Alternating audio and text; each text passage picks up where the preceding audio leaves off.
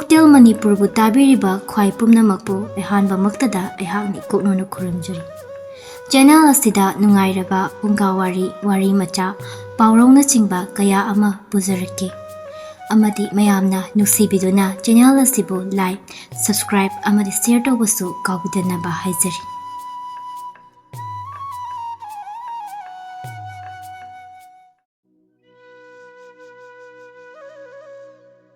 Ngasi puzarakliba wari asigi mamingdi Peesumlei.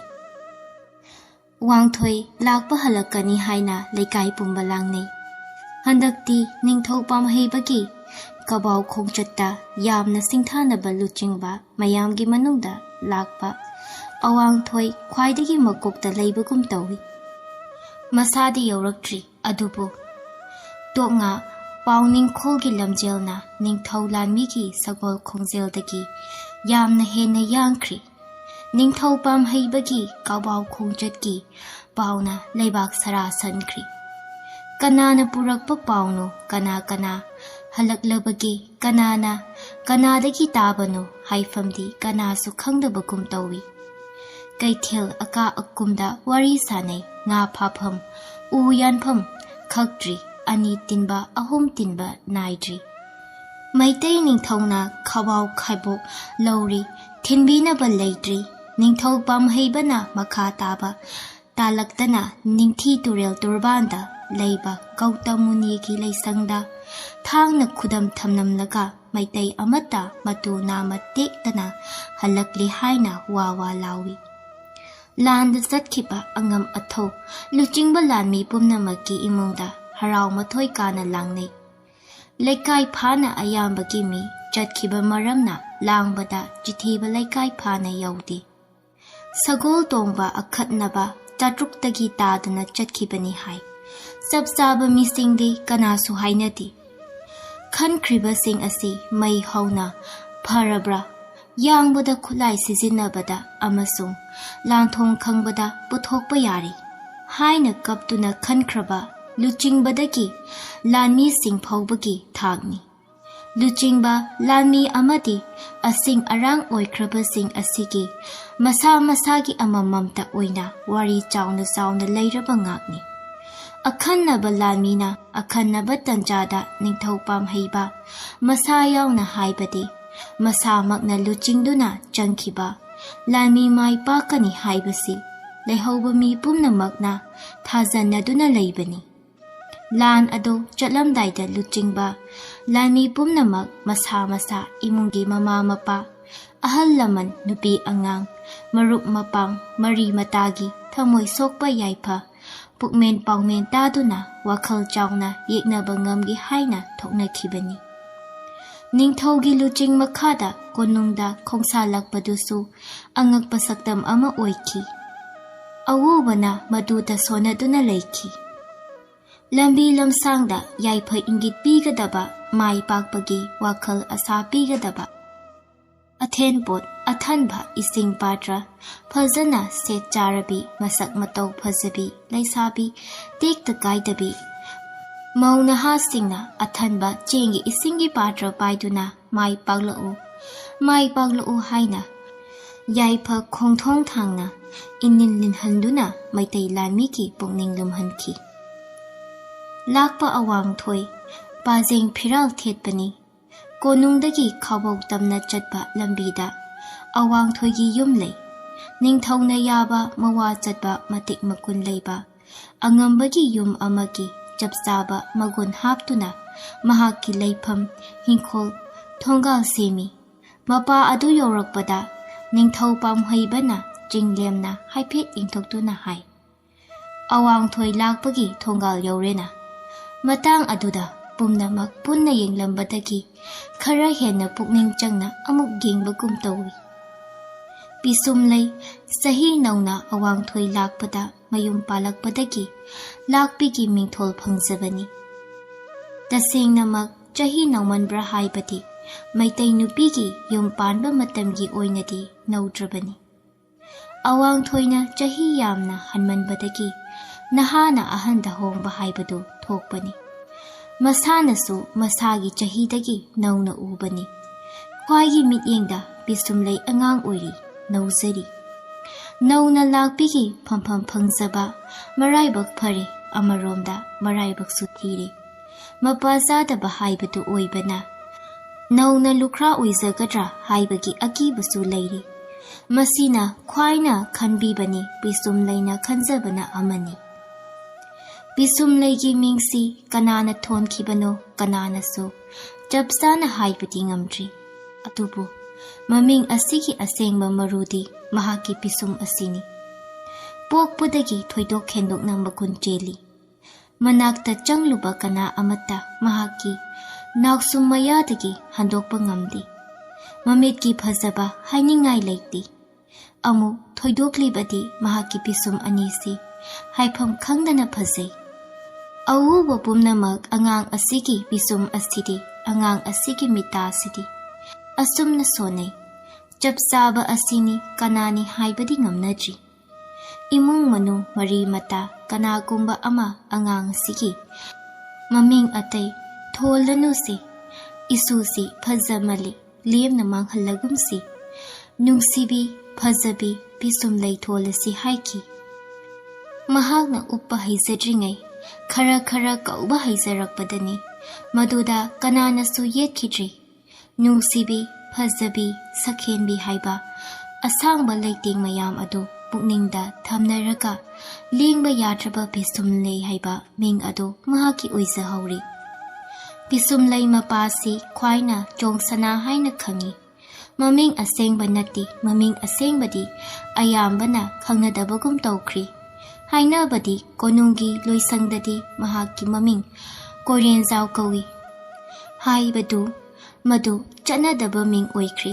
ꯀꯅꯥꯅꯁꯨ ꯃꯥꯕꯨ ꯀꯣꯏꯔꯦꯟꯖꯥꯎ ꯍꯥꯏꯅ ꯀꯧꯅꯗ꯭ꯔꯤ, ꯇꯤꯟꯅꯗ꯭ꯔꯤ꯫ ꯑꯉꯥꯡ ꯑꯍꯜ ꯈꯥꯛꯇꯅ ꯆꯣꯡꯁꯅꯥ ꯍꯥꯏꯔꯒ ꯈꯪꯅꯈ꯭ꯔꯤ꯫ ꯀꯅꯥꯒꯨꯝꯕꯅꯗꯤ ꯃꯃꯤꯡ ꯑꯁꯤ ꯃꯍꯥꯛꯀꯤ ꯑꯁꯦꯡꯕꯅꯤꯁꯨ ꯍꯥꯏꯅꯩ꯫ ꯃꯃꯥꯡꯃꯛꯇꯗꯤ ꯃꯃꯤꯡ ꯑꯁꯤ ꯍꯛꯊꯦꯡꯅꯅ ꯄꯟꯕ ꯀꯤꯅꯩ ꯍꯥꯏꯕꯒꯤ ꯋꯥꯔꯤꯁꯨ ꯂꯩ꯫ ꯑꯗꯨꯕꯨ ꯄꯨꯝꯅꯃꯛ ꯑꯗꯨ ꯋꯥꯔꯤ ꯋꯥꯔꯦꯝ ꯇꯥꯔꯤ꯫ ꯇꯥ ꯆꯣꯡꯁꯅꯥ, ꯈꯨꯔꯥ ꯆꯣꯡꯁꯅꯥ, ꯏꯇꯩ ꯆꯣꯡꯁꯅꯥ, ꯏꯕꯥꯏ ꯆꯣꯡꯁꯅꯥ ꯑꯁꯨꯝꯅ ꯀꯧꯔꯤ꯫ ꯀꯧꯔꯤꯕ ꯃꯤ ꯑꯗꯨꯒꯤ ꯆꯍꯤ ꯑꯃꯗꯤ ꯂꯩꯅꯕ ꯃꯔꯤ ꯃꯇꯨꯡ ꯏꯟꯅ ꯀꯧꯅꯈ꯭ꯔꯦ꯫ ꯃꯔꯝ ꯀꯔꯤꯗꯒꯤ ꯃꯤꯡ ꯑꯁꯤ ꯀꯣꯏꯔꯦꯟꯖꯥꯎꯅ ꯐꯪꯈꯤꯕꯒꯤ ꯍꯥꯏꯕꯗꯨ ꯂꯥꯞꯅ ꯊꯤꯅꯤꯡꯉꯥꯏ ꯅꯠꯇꯦ꯫ ꯑꯉꯥꯡ ꯑꯣꯏꯔꯤꯉꯩꯗꯒꯤ ꯁꯒꯣꯜꯗꯒꯤ ꯆꯣꯡꯊꯕ, ꯂꯩꯃꯥꯏꯗꯒꯤ ꯁꯒꯣꯜꯗ ꯆꯣꯡꯊꯕ, ꯎꯗ ꯌꯥꯜꯂꯒ ꯑꯆꯦꯟꯕ ꯁꯒꯣꯜꯗ ꯆꯣꯡꯊꯕ, ꯁꯒꯣꯜꯗꯒꯤ ꯁꯒꯣꯜꯗ ꯆꯣꯡꯕ, ꯑꯆꯦꯟꯕ ꯁꯒꯣꯜꯗꯒꯤ ꯎꯁꯥ ꯅꯠꯇ꯭ꯔꯒ ꯂꯝꯕꯤꯗ ꯂꯩꯕ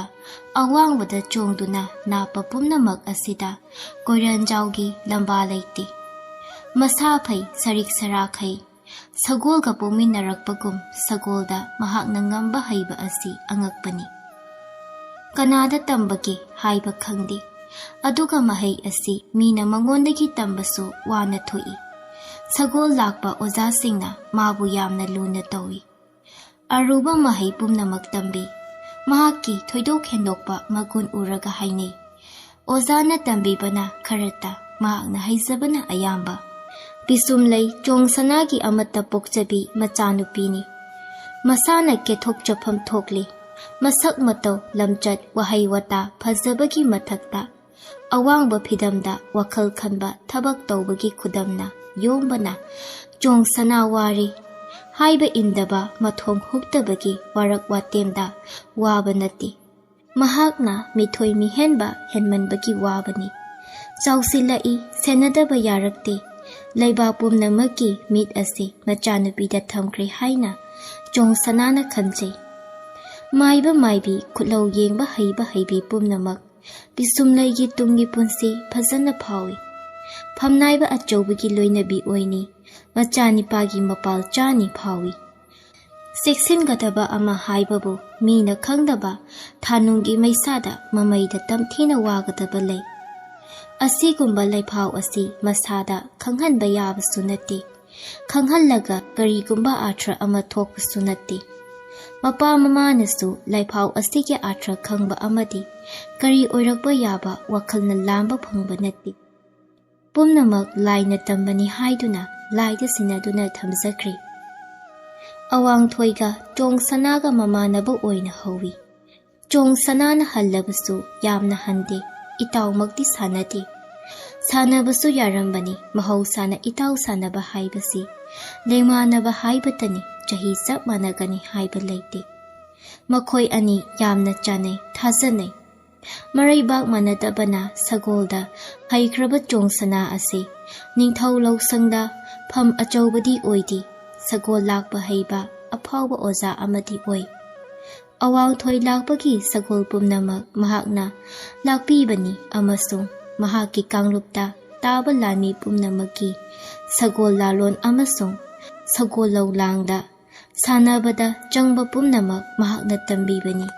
Ningthawna masak khangba oidunasu chong sanana masana pham achawba naibagi mahutta sagol lakba ojapurel oina manakta mahai tamningbasingna laibaduna yamna henna pamjabana pukningda pendaba amata leitana punsi lemjai.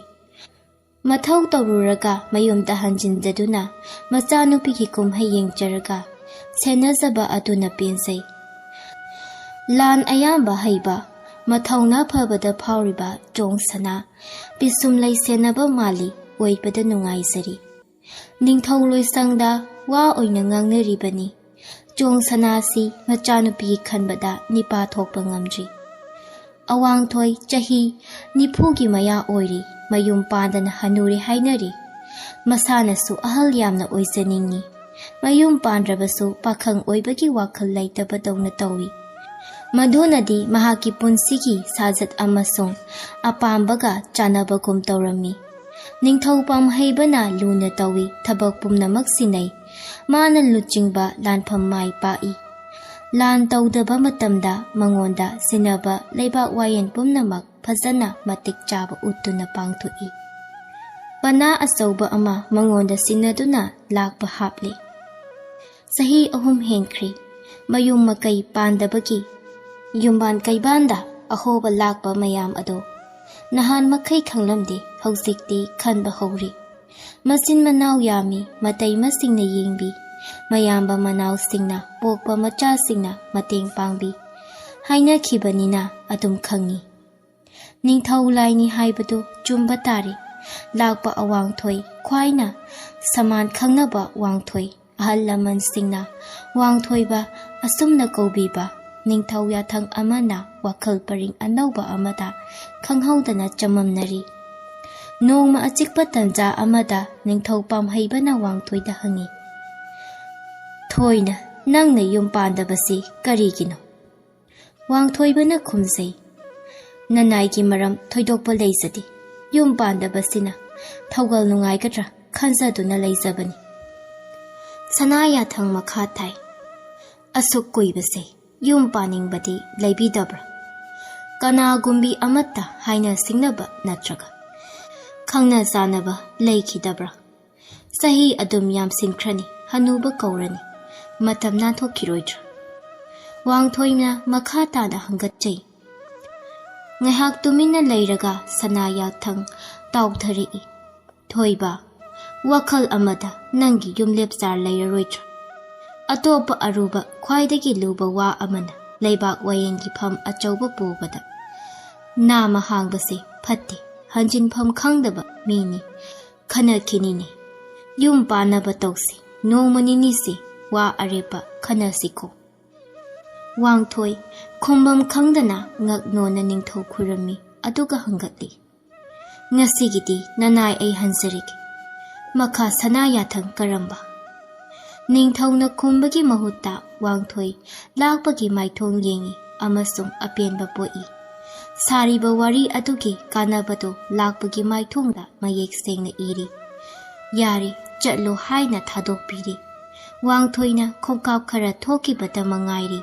Ningthawna amukta mikup ama lakho. Wa amatang chitha hauri haina kausili. Wang thoi amuk changsinjai nuglukna lepi. Sanaya thang makha lai. Thoiba. Tumadi yaroiko nang aigi pana pambam oirabani. Wang thoi karisu khumdri. Nong mangdana akhak arau tabako wang thoi lakpada sanaya thang asiki chaithengna yeiri. Wakhal khanpham khangdana mayumda halai. ꯋꯥꯡꯊꯣꯏ ꯂꯥꯛꯄꯒꯤ ꯆꯥꯟꯅꯕ ꯃꯔꯨꯞ ꯌꯥꯝꯅ ꯂꯩ꯫ ꯃꯥꯒꯤꯗꯃꯛ ꯁꯤꯕ ꯉꯝꯕ ꯃꯥꯒꯤ ꯃꯇꯨꯡ ꯏꯟꯅꯕ ꯂꯩ꯫ ꯃꯍꯥꯛꯅ ꯄꯥꯝꯖꯔꯛꯄ ꯃꯇꯨꯡ ꯏꯟꯅ ꯃꯍꯥꯛꯀꯤ ꯆꯥꯟꯅꯕ ꯊꯥꯖꯅꯕ ꯀꯅꯥꯒꯨꯝꯕ ꯑꯃꯠꯇꯒ ꯅꯨꯡꯁꯤ ꯅꯨꯡꯉꯣꯟ ꯄꯥꯈꯪ ꯂꯩꯁꯥꯕꯒꯤ ꯋꯥ ꯌꯨꯝꯕꯥꯂꯣꯟꯒꯤ ꯋꯥꯔꯤ ꯈꯛ ꯁꯥꯈꯤꯗꯦ꯫ ꯍꯤꯔꯝ ꯑꯁꯤꯗ ꯃꯍꯥꯛ ꯃꯔꯨꯞ ꯂꯩꯇꯕ ꯃꯇꯣꯝꯇ ꯂꯩꯕ ꯃꯤꯅꯤ꯫ ꯁꯅꯥꯌꯥꯊꯪ ꯑꯁꯤꯒꯤ ꯃꯇꯨꯡꯗꯒꯤꯗꯤ ꯅꯣꯡꯃ ꯅꯤꯅꯤ ꯁꯨꯔꯦ ꯊꯕꯛ ꯇꯧꯐꯝ ꯈꯪꯗꯦ, ꯆꯥꯐꯝ ꯊꯛꯐꯝ ꯈꯪꯗꯦ꯫ ꯃꯤ ꯄꯨꯝꯅꯃꯛꯅ ꯂꯥꯛꯄꯁꯤ ꯀꯔꯤꯒꯨꯝꯕ ꯑꯃ ꯇꯧꯔꯦ, ꯈꯦꯟꯅꯔꯦ ꯍꯥꯏꯅꯔꯦ꯫ ꯍꯪꯅꯕꯗꯤ ꯉꯝꯗꯦ ꯅꯤꯡꯊꯧꯅ ꯀꯔꯝꯕ ꯁꯅꯥꯌꯥꯊꯪ ꯑꯀꯟꯕ ꯄꯨꯕ ꯉꯝꯗꯕ ꯄꯤꯔꯕꯅꯣ? ꯑꯅꯧꯕ ꯂꯥꯟ ꯆꯪꯒꯗꯕ ꯂꯩꯔꯕ꯭ꯔꯥ? ꯏꯃꯨꯡ ꯃꯅꯨꯡꯒꯤ ꯅꯨꯡꯉꯥꯏꯇꯕ ꯀꯔꯤ ꯗꯁꯥ ꯇꯥꯔꯕꯅꯣ ꯍꯪꯅꯔꯤ꯫ ꯏꯃꯨꯡ ꯃꯅꯨꯡꯒꯤ ꯃꯔꯤ ꯃꯇꯥ ꯀꯅꯥ ꯑꯃꯠꯇꯅꯁꯨ ꯑꯇꯣꯞꯄ ꯏꯪꯒꯤꯠ ꯄꯤꯕ ꯉꯝꯗ꯭ꯔꯤ꯫ ꯌꯥꯝꯅ ꯂꯨꯕ ꯐꯤꯕꯝꯅꯤ꯫ ꯅꯣꯡꯃ ꯅꯨꯃꯤꯠ ꯈꯔꯒꯤ ꯃꯅꯨꯡꯗ ꯋꯥꯡꯊꯣꯏꯒ ꯆꯣꯡꯁꯅꯥꯒ ꯃꯇꯝ ꯀꯨꯏꯅ ꯋꯥꯔꯤ ꯁꯥꯈꯤ꯫ ꯀꯔꯤ ꯍꯥꯏꯅꯈꯤꯕ ꯀꯅꯥꯁꯨ ꯈꯪꯗꯦ꯫ ꯂꯥꯛꯄꯒꯤ ꯋꯥꯈꯜ ꯆꯃꯝꯅꯕꯗꯨ ꯍꯟꯊꯅ ꯎꯅꯈꯤ꯫ ꯀꯣꯅꯨꯡꯁꯨ ꯀꯥꯈꯤꯗꯦ꯫ ꯅꯤꯡꯊꯧꯅ ꯈꯪꯕ ꯃꯔꯝ ꯑꯗꯨꯅ ꯑꯣꯏꯔꯝꯒꯅꯤ ꯈꯟꯗꯨꯅ ꯅꯤꯡꯊꯧꯁꯨ ꯅꯣꯡꯃꯇ ꯋꯥꯡꯊꯣꯏ ꯂꯣꯏꯁꯪ ꯀꯥꯔꯛꯇꯕ ꯀꯔꯤꯒꯤꯅꯣ ꯍꯪꯈꯤꯗꯦ꯫ ꯆꯣꯡꯁꯅꯥꯒꯤ ꯏꯃꯨꯡꯗ ꯂꯥꯛꯄꯒꯤ ꯋꯥꯔꯤ ꯁꯥꯅꯩ꯫ ꯃꯥꯒꯤ ꯗꯁꯥ ꯑꯁꯤꯗ ꯀꯔꯤ ꯃꯇꯦꯡ ꯄꯥꯡꯕꯤꯁꯤꯒꯦ ꯈꯟꯅꯩ꯫ ꯋꯥꯐꯝ ꯑꯁꯤꯗ ꯂꯥꯛꯄꯅ ꯀꯅꯥꯗꯁꯨ ꯋꯥꯔꯤ ꯁꯥꯗꯦ ꯍꯥꯏꯕꯁꯤ ꯆꯣꯡꯁꯅꯥꯅ ꯑꯃꯁꯨꯡ ꯀꯣꯝꯕꯤꯅ ꯈꯪꯏ꯫ ꯀꯣꯝꯕꯤ ꯄꯤꯁꯨꯝꯂꯩ ꯃꯃꯥꯒꯤ ꯃꯤꯡꯅꯤ꯫ ꯄꯤꯁꯨꯝꯂꯩ ꯃꯄꯥ ꯃꯃꯥ ꯑꯅꯤ ꯄꯨꯡꯉꯥꯎ ꯉꯥꯎꯏ꯫ ꯅꯣꯡꯃ ꯅꯤꯅꯤ ꯋꯥꯔꯤ ꯋꯥꯇꯥꯏ ꯁꯥꯅꯗꯦ꯫ ꯂꯥꯛꯄꯒꯤ ꯗꯁꯥ ꯑꯁꯤꯅ ꯏꯃꯨꯡ ꯑꯁꯤ ꯊꯨꯝꯍꯠꯂꯤ꯫ ꯏꯃꯨꯡ ꯑꯁꯤꯅ ꯊꯥꯖꯕ ꯑꯈꯪ ꯑꯍꯩ ꯂꯣꯟꯅ ꯇꯥꯟꯅꯈꯤꯕꯒꯨꯝ ꯇꯧꯏ꯫ ꯃꯑꯣꯡ ꯈꯪꯗ꯭ꯔꯤꯉꯩꯗ ꯋꯥ ꯑꯁꯤ ꯁꯟꯗꯣꯛꯅꯒꯨꯝꯁꯤ ꯍꯥꯏꯅꯈꯤꯕ ꯃꯥꯜꯂꯤ꯫ ꯀꯅꯥꯅꯁꯨ ꯈꯟꯅ ꯉꯥꯡꯅꯔꯤꯕ ꯋꯥꯁꯤꯡ ꯑꯗꯨꯒꯤ ꯂꯪꯅꯥ ꯂꯪꯖꯤꯜ ꯄꯨꯊꯣꯛꯄ ꯉꯝꯈꯤꯗꯦ꯫ ꯃꯆꯪ ꯑꯣꯏꯕ ꯋꯥꯗꯤ ꯅꯨꯃꯤꯠ ꯈꯔꯅꯤꯒꯤ ꯃꯅꯨꯡꯗ ꯑꯋꯥꯡꯊꯣꯏ ꯂꯥꯛꯄꯒ ꯆꯣꯡꯁꯅꯥ ꯁꯒꯣꯜ ꯂꯥꯛꯄꯒꯤ ꯃꯆꯥꯅꯨꯄꯤ ꯄꯤꯁꯨꯝꯂꯩꯒ ꯁꯅꯥ ꯀꯣꯅꯨꯡꯗ ꯂꯨꯍꯣꯡꯈꯤ꯫ ꯑꯉꯥꯡ ꯑꯣꯏꯅ ꯄꯤꯁꯨꯝꯂꯩ ꯂꯥꯛꯄꯒꯤ ꯐꯝꯐꯝ ꯐꯪꯖꯈꯤ꯫ ꯄꯤꯁꯨꯝꯂꯩ ꯃꯀꯣꯛ ꯃꯔꯨ ꯐꯖꯅ ꯈꯨꯝꯗꯨꯅ ꯐꯖꯕ ꯐꯤ ꯁꯦꯠꯇꯨꯅ ꯇꯦꯛꯇ ꯀꯥꯏꯗꯕꯤ ꯇꯔꯨ ꯇꯍꯦꯟꯕꯤ ꯃꯌꯥꯝꯒ ꯊꯣꯡꯒꯥꯟꯗ ꯂꯦꯞꯇꯨꯅ ꯅꯤꯡꯊꯧꯒ ꯂꯣꯏꯅꯅ ꯆꯠꯂꯤꯕ ꯂꯥꯟꯃꯤ ꯇꯦꯡꯀꯣꯜ ꯑꯗꯨꯗ ꯃꯥꯏ ꯄꯥꯛꯂꯛꯎ ꯍꯥꯏꯕ ꯌꯥꯏꯐ ꯈꯣꯟꯖꯦꯜ ꯇꯥꯍꯜꯂꯤ꯫ ꯑꯃꯗꯤ ꯃꯈꯣꯏꯅ ꯇꯧꯔꯤꯕ ꯎꯠꯂꯤꯕ ꯁꯛꯐꯝ ꯑꯗꯨꯅ ꯇꯦꯡꯀꯣꯜ ꯑꯗꯨꯗ ꯌꯥꯎꯔꯤꯕ ꯄꯨꯝꯅꯃꯛꯀꯤ ꯄꯨꯛꯅꯤꯡ ꯊꯧꯒꯠꯂꯤ꯫ ꯑꯋꯥꯡꯊꯣꯏꯅ ꯂꯦꯞꯂꯤꯕ ꯃꯌꯥꯝ ꯑꯗꯨꯒꯤ ꯃꯅꯨꯡꯗ ꯄꯤꯁꯨꯝꯂꯩꯕꯨ ꯐꯖꯅ ꯎꯈꯤ꯫ ꯄꯤꯁꯨꯝꯂꯩꯅꯁꯨ ꯂꯥꯛꯄꯕꯨ ꯆꯥꯎꯊꯣꯛꯅ ꯌꯦꯡꯖꯍꯧꯏ꯫ ꯈꯕꯧ ꯂꯥꯡ ꯆꯪꯂꯕꯗꯁꯨ ꯑꯋꯥꯡꯊꯣꯏꯅ ꯄꯤꯁꯨꯝꯂꯩ ꯀꯥꯎꯕ ꯏꯉꯝ ꯉꯝꯗꯦ꯫ ꯃꯍꯥꯛꯅ ꯄꯤꯁꯨꯝꯂꯩꯕꯨ ꯑꯉꯛꯄ ꯃꯒꯨꯟ ꯆꯦꯟꯕꯤꯅꯤ ꯍꯥꯏꯕ ꯈꯜꯂꯤ꯫ ꯆꯍꯤꯗ ꯃꯆꯥꯒꯨꯝꯕꯅꯤ ꯃꯁꯛ ꯃꯇꯧꯗ ꯃꯇꯝ ꯑꯗꯨꯗ ꯃꯍꯥꯛꯀꯨꯝ ꯐꯖꯕꯤ ꯇꯥꯡꯏ꯫ ꯂꯝꯆꯠ ꯁꯥꯖꯠꯅ ꯋꯥꯉꯥꯡꯅ ꯃꯍꯥꯛ ꯑꯁꯤ ꯑꯐꯕ ꯑꯣꯏꯕ ꯌꯥꯏꯕꯤ ꯅꯨꯄꯤꯅꯤ ꯍꯥꯏꯅ ꯈꯟꯖꯩ꯫ ꯆꯍꯤ ꯃꯥꯟꯅꯗꯅ ꯌꯨꯝꯕꯥꯟꯕꯒꯤ ꯃꯁꯥꯗ ꯅꯨꯡꯉꯥꯏꯇꯕ ꯍꯥꯏꯅꯤꯡꯗꯕ ꯎꯕ ꯐꯪꯗꯦ꯫ ꯌꯨꯝ ꯄꯥꯟꯕ ꯆꯍꯤ ꯍꯦꯜꯂꯤ꯫ ꯌꯨꯝꯂꯦꯠ ꯆꯥꯔ ꯇꯝꯗ꯭ꯔꯤ ꯍꯥꯏꯕꯒꯤ ꯑꯅꯤꯃꯛꯇ ꯅꯨꯡꯉꯥꯏꯇꯕ ꯃꯑꯣꯡꯗꯤ ꯂꯩ꯫ ꯅꯤꯡꯊꯧ ꯄꯥꯝꯍꯩꯅ ꯂꯥꯟ ꯍꯜꯂꯛꯂꯦ ꯈꯥꯕꯧ ꯂꯩꯕꯥꯛ ꯇꯪꯈꯥꯏ ꯃꯥꯏꯊꯤꯕ ꯄꯤꯔꯝꯂꯦ ꯅꯤꯡꯈꯤ꯫ ꯅꯤꯡꯊꯤ ꯇꯨꯔꯦꯜ ꯌꯧꯔꯒ ꯃꯐꯝ ꯈꯪꯍꯧꯗꯅ ꯀꯣꯛꯇꯒꯤ ꯀꯣꯌꯦꯠ ꯇꯥꯈꯤ ꯍꯥꯏꯗꯨꯅ ꯄꯨꯛꯅꯤꯡꯒꯤ ꯆꯤꯡꯕ ꯅꯨꯡꯉꯥꯏꯇꯕ ꯑꯃꯗꯒꯤ ꯃꯥꯏ ꯑꯣꯜꯂꯛꯂꯤ꯫ ꯑꯗꯨꯕꯨ ꯒꯧꯇꯝ ꯃꯨꯅꯤꯒꯤ ꯂꯥꯏꯁꯪ ꯑꯆꯧꯕ ꯑꯃꯒꯤ ꯎꯄꯥꯛꯊꯣꯡꯗ ꯅꯤꯡꯊꯧ ꯃꯈꯨꯠꯃꯛꯅ ꯍꯥꯡꯐꯝ ꯊꯝꯃꯝꯃꯤ ꯃꯨꯠꯄ ꯌꯥꯔꯔꯣꯏ꯫ ꯈꯧꯕꯧ ꯂꯩꯕꯥꯛ ꯃꯩꯇꯩ ꯂꯥꯟꯃꯤꯒ ꯂꯝꯕꯥ ꯇꯧꯅꯤꯡꯗ꯭ꯔꯤ ꯆꯦꯜꯂꯤ꯫ ꯑꯁꯨꯝ ꯄꯥꯎ ꯇꯝꯅꯔꯔꯤ꯫ ꯁꯅꯥ ꯂꯨꯄꯥ ꯍꯤꯔꯥ ꯑꯃꯗꯤ ꯃꯨꯛꯇꯥ ꯊꯥꯡ ꯇꯥ ꯐꯤ ꯐꯖꯕ ꯃꯃꯜ ꯌꯥꯝꯕ ꯂꯟ ꯊꯨꯝ ꯄꯦꯛꯇꯨꯅ ꯄꯨꯔꯛꯏ ꯍꯥꯏꯅꯈꯤ꯫ ꯈꯔꯁꯨ ꯆꯨꯝꯂꯝꯒꯅꯤ ꯈꯔꯁꯨ ꯂꯥꯜꯂꯝꯒꯅꯤ ꯂꯩꯕꯥꯛꯀꯤ ꯄꯥꯎꯅꯤꯡꯈꯣꯜꯅꯤ꯫ ꯆꯨꯝꯂꯝꯒꯅꯤ ꯍꯥꯏꯕꯗꯤ ꯂꯥꯟ ꯑꯗꯨꯒꯤ ꯃꯇꯨꯡꯗꯒꯤ ꯂꯟ ꯊꯨꯝ ꯃꯔꯥꯡ ꯀꯥꯏꯕꯒꯤ ꯈꯨꯗꯝ ꯌꯥꯝꯅ ꯎꯈꯤ꯫ ꯀꯣꯅꯨꯡꯗ ꯌꯥꯝꯅ ꯁꯦꯝꯒꯠꯄ ꯁꯥꯒꯠꯄ ꯂꯩꯇꯦꯡ ꯊꯧꯔꯥꯡ ꯍꯦꯟꯒꯠꯄ ꯂꯣꯏꯁꯪꯒꯤ ꯑꯉꯝ ꯑꯊꯧ ꯑꯃꯗꯤ ꯀꯣꯅꯨꯡꯒꯤ ꯅꯛꯅꯕ ꯅꯤꯡꯊꯧꯅ ꯌꯥꯕ ꯃꯤꯁꯤꯡꯒꯤ ꯌꯨꯝꯕꯥꯜ ꯀꯩꯕꯥꯜ ꯐꯒꯠꯄꯁꯤꯡ ꯑꯗꯨ ꯃꯩꯕꯨ ꯐꯤꯅ ꯀꯨꯞꯇꯨꯅ ꯊꯝꯕ ꯌꯥꯗꯕꯒꯨꯝ ꯍꯣꯡꯗꯣꯛꯅꯔꯤ꯫ ꯂꯥꯟ ꯆꯠꯄ ꯌꯥꯍꯧꯗꯕꯁꯤꯡ ꯑꯗꯨ ꯅꯨꯡꯉꯥꯏꯅꯗ꯭ꯔꯤ꯫ ꯂꯥꯟ ꯌꯥꯎꯔꯨꯕꯁꯤꯡ ꯄꯨꯝꯅꯃꯛ ꯃꯔꯜ ꯃꯊꯨꯝ ꯍꯦꯟꯒꯠꯄꯗ ꯅꯠꯇꯅ ꯈꯕꯧ ꯂꯥꯟꯐꯥ ꯑꯃꯃꯝ Mi ani minai oinabasu pira luchingba kharagidi minai yamna phangi matam kharadi nungainari. Leibaki lambi thong khudong chadaba kaya khawau lanpha mayam thadoktuna semgatpa uri. Khawau singna thabak subada leibak thoktuna kumai oina yengnei. Ningthau pam heibagi lawsing thagatpa yai. Khawau lanpha sing adu yariba makai marolna wangang handi. Punna su thamdi karigumba thamba tarabasu khawau loi khangba maitai machana kupna sena halli. Khara leiragadi khawau ayamba maitai oiri mayum makai pananaba sinbibasu yauri. Magi maramchat bibargi matung inna yamna lamhenba kangbuna mapunchi supa kaisum sangda lenkibasu yawi. Ka hinzilaklaga angang onbagi sairak phangbasu yawki. Khawau onkiba maitai singdu kuina minai phungada thamkibani. Kana gumba pukchel chawbalu singba singna magi minai phungadagi aphaba khangatuna chakting pingding naba yaba aphaba sagaida lausinnaba sinakibasu yawi. Wangthoi lakbagi minai yankai phangi makhunna kaptuna laubani asengba wa hainai.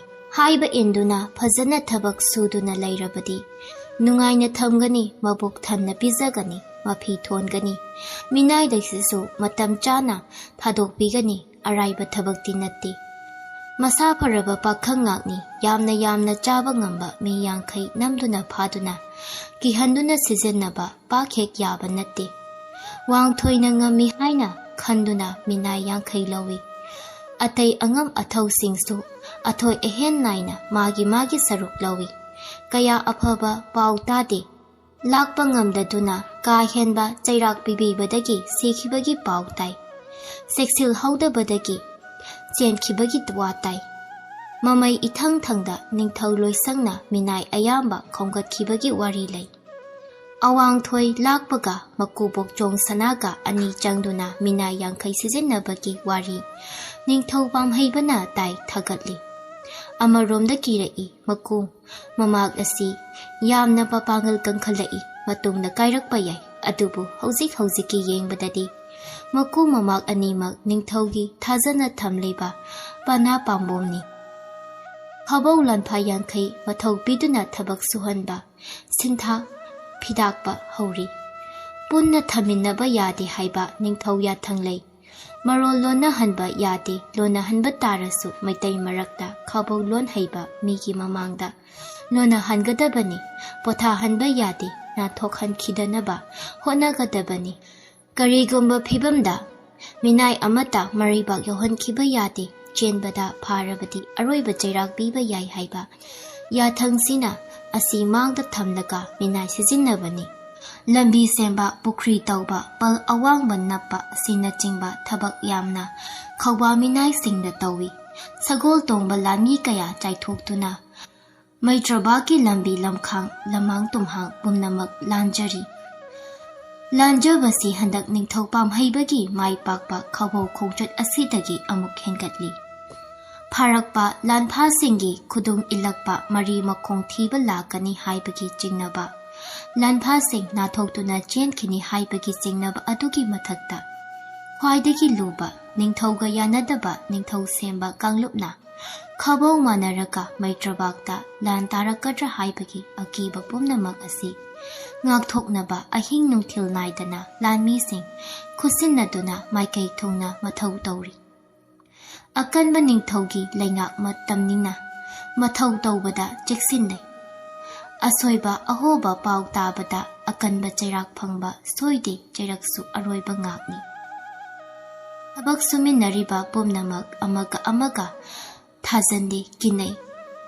Lai sarakadawriba yeknaba oirakadawribasi khuraki ini. Arapadagi lakadaba natte khangnaribani. Ningthaugi phataba wakhal khalle haiba thabak suminnariba kanagum amana khangkhibada khanghaudana pau ado ningthau yauri. Mara lairaba misakto khudakta chairak phangi. Wari natte babna saba natte mamangda thokliba jenafam jingnafam leitraba thogdok ngaktani.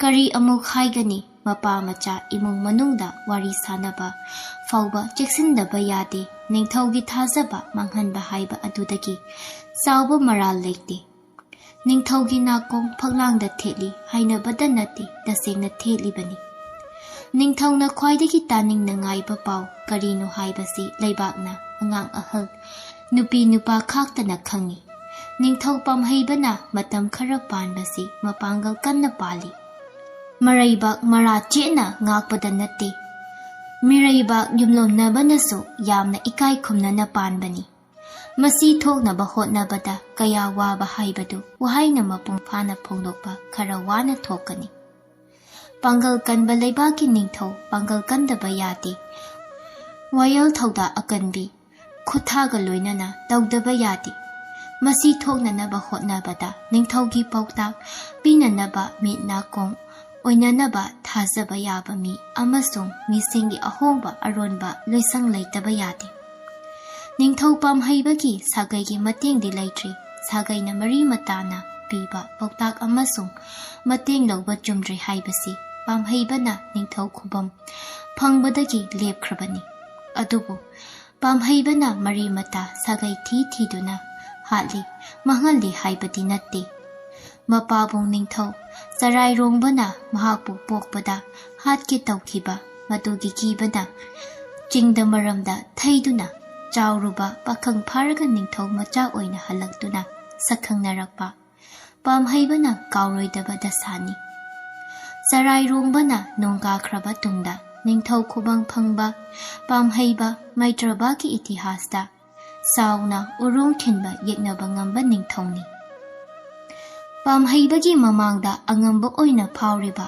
wangthoiba lakpa phawbaga masagi magunga phawbana wati mahaki khwaidagi sawba magundi ningthau pamhaibana pamdaba thabak tawdaba thazaba manghandaba asini atopa magun amana mahaki thazaba manghanba kanagomba amabu mahakna ngakpidaba maram sigi mahakpu yamna tamthiba hingchaba gumba mini khanba yamna maitrabakta lei adubu ningthauna yai haiduna laludaba mida mahakna khak sathide haiba magi mingjat asina mahaki ukalni kari kari gumbada mahaki akanbi saira ningthau mangna tabadaki adubu magi mathakta pendaba singna wakatpa pamhaibana ita tadaba kum tawi maram asidagisu marak marakta pendaba mi singna lakpabu saudi ningthauda sawi manai chanba henmalli nongma ningthauda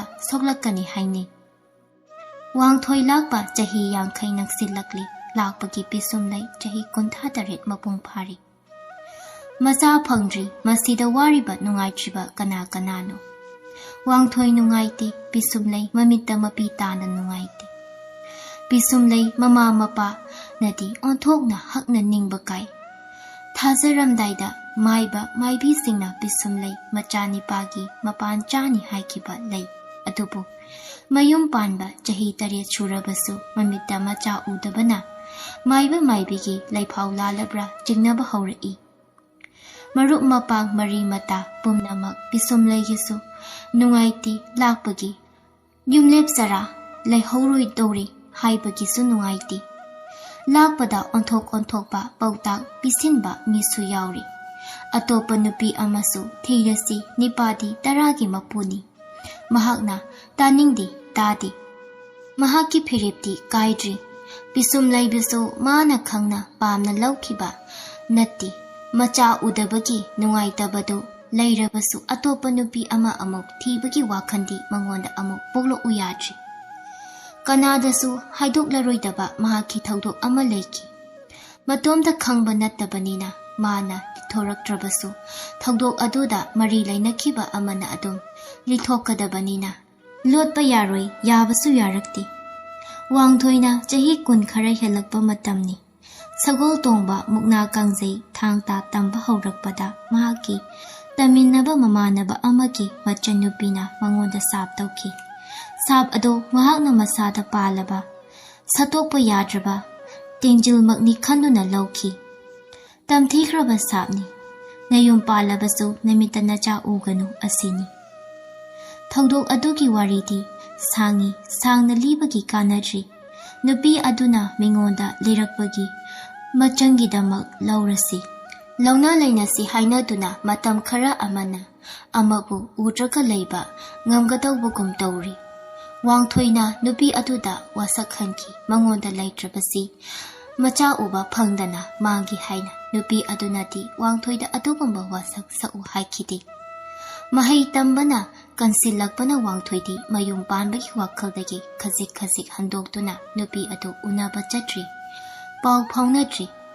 Amaromdana nupi adudi ahal lamana atopa wa loinarakadawri. Wangthoina chelasi haizai thawoina tabidri. Nupi adu mapi tana ahal lamangi yathang inkri. Aroiba unabada thamoi sokna sap adu tawki. Matam aduda wangthoina sap adudagi nathokpa yararoi khana tuminna laiduna thamoida satokpa yadraba tengumna yoktuna thamki. Siba chenaragani mahakna thasei. Mahakna mayum panbada pukning changdabagi maramdi thawdok asina oiba yai adubu mahaknadi kanadasu wafam asi sandokna liraroi. Peesumlei gi punsi hiram ayamba mina kalakne. Mahakna wangthoi lakpagi loinabi oiduna leibada pendaba karisu leite haina unai. Tasembamak yamna harauna pena lei. Ayamba nangaknaribani chahida mapa masa kumbani luhongba chahi taruk taret shurabasu mamita macha udri. Mapur oibagi pham mingchat pumnamaki arumba thaudang masu yaribani. Angakpa nupini khwaina ngangnaribani. Awangthoini masida khwaidagi ngakliba peliba. Yum phazana pui mapur oibagi seba phazana tawi wahai mikyeng asauba akhaba sijinnadaba lemna ingna panba imung ama iba tarabati. Wangthoi Peesumlei na paliba imung asibu khangba minadi lapna chatnararoi. Amaromda yenglagadi Peesumlei gi punsisi kaisum sangda leibaga manari. Lakpadi yumda irei leibadi natti mathau silli kojat chatli. Loisangkai mi makhal unai. Peesumlei di yumdagi hendokpa leiti. Maga sagonaribasi mama gumbi manem gumbi hanubi kharatani. Makhoi adugi maraktagisu magi hipna chanaba aronba haibadi mi atai sangdaba kada changlibi haibabu mamagi madon thokbi hanubi asitani. Lakpa nattaba Peesumgi achet akom khangba hangoinadaba mi anisuna sinthaningai leiti. Hanubi asina loiri. Hanubi asida Peesumna abokcha kausei. Magi matung induna lakpanasu abokcha kausei. Magi kanasu leisadabani amadi imari amasu Peesumga leisabani. Abokchana imung asida nungaina lei.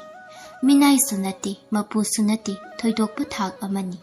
Angakpadi lakpanabu abokchabu yamna thasei.